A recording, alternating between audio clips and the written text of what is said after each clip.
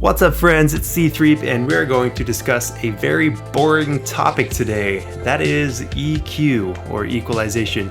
It's an effect that you probably heard of. I've talked about it in a number of my videos, and if you've ever watched any other tutorials out there about mixing music, most of them are talking about EQ in one way or another because it's a very vital effect to get your individual tracks to blend better and just sound better.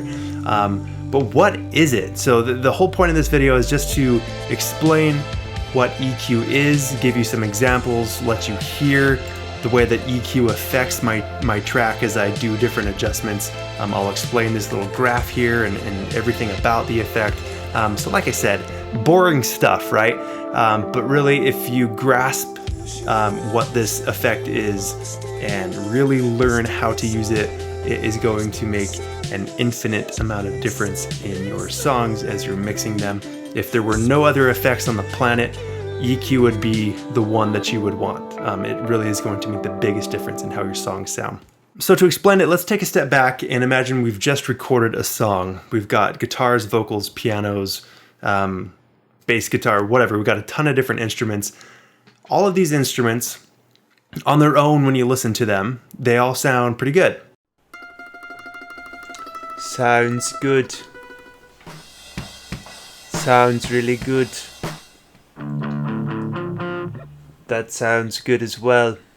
But then when you listen to your entire song, you've probably noticed that it sounds muddy, mellow, kind of muffled, lacking energy.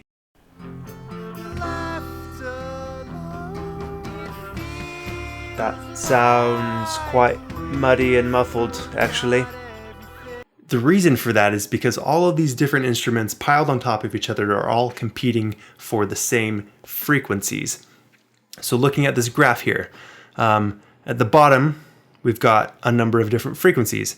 Really low bass frequencies like 30, 50, 100, 200 hertz. We've got the mid-range frequencies, 700, 1000 or so. And then we get up here to 6,000, 8,000, 10,000 and beyond. These are our high frequencies. So all of these instruments are competing for these different frequencies and trying to shine through. Like guitar, for example, it's kind of a show off. It's trying to, let everybody hear what it's got to say, but the mandolin and the piano and the singer are also hitting those same frequencies. And so everything just gets kind of muddied up.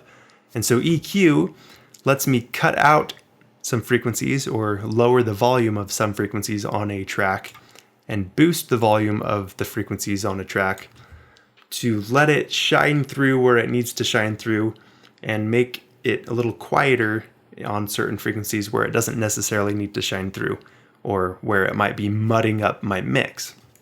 So that is, in a nutshell, why we need to use EQ. It adds a lot of clarity to each individual track so that they can be heard clearly in your mix instead of getting lost in that muffled, muddy sound that you typically have if you have not used EQ. Okay, so let's see how this effect works. Let's look at this graph and understand what's going on in this graph. Oh, don't fall asleep yet. I know this is about to be the boring part. I warned you, though. This is kind of boring stuff, but it's actually very exciting because it makes your songs sound better. So here's our graph. Again, at the bottom, it tells you what frequency you're at. And across the sides, up and down, it tells you how loud the frequency is. So for example, if I were to click on this and drag it down to here, that means that at 3000 hertz, so kind of a higher frequency, at 3000 hertz, I just lowered the volume by 10 decibels. It used to be here at 0, right? It used to be right here. But by clicking and dragging it down, I have decreased the volume of this track by 10 decibels at this frequency. So let's hear what that sounds like on my song, so you can get a good idea of what EQ is actually doing. Let's drag it down.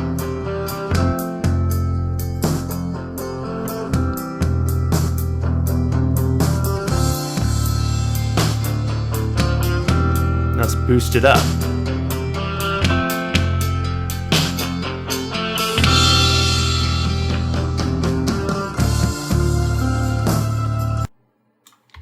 You hear what it's doing? at 3000 hertz, it's, increasing the volume of those frequencies and decreasing the volume of those frequencies. All right, now let's try this where I'm going to cut out lots of the high frequencies. You'll notice a huge change in the sound when I do that.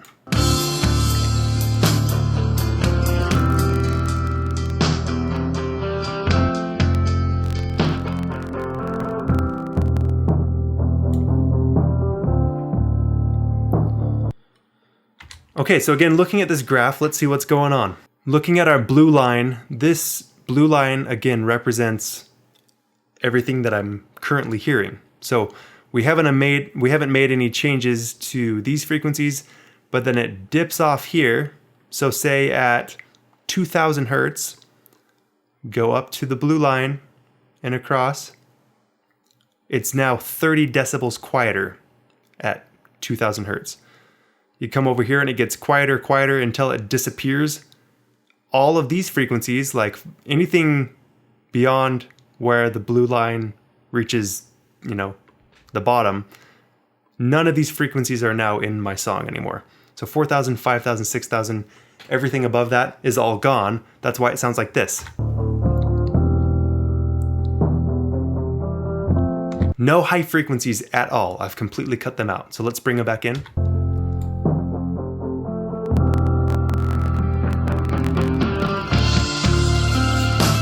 See how that works?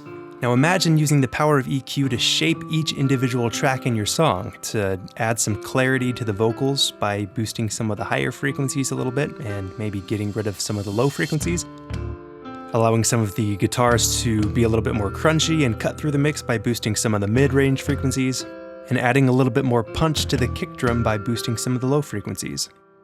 Hopefully that gives you a better idea of what EQ is, what it sounds like, and how to use it. And if you're interested in seeing how I used a $50 microphone to record a full song, click on this video here or follow the link in the description.